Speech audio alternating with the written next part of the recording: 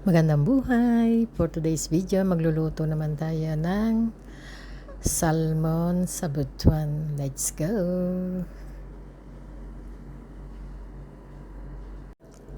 Pirito lang natin sandali ang ating salmon nang mawala ang lansa. Lagyan natin ng luya para mawala yung lansa niya.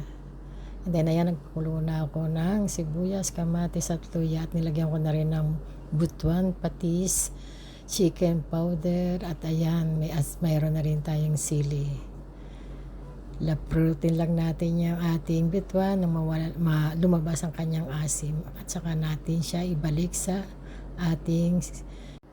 natin sa sabaw natin ng sinigang. Lagyan natin ng kangkong. Ayan, pakulaan lang natin siya. At ayan, luto na. Kain tayo. Thank you Lord for the blessing.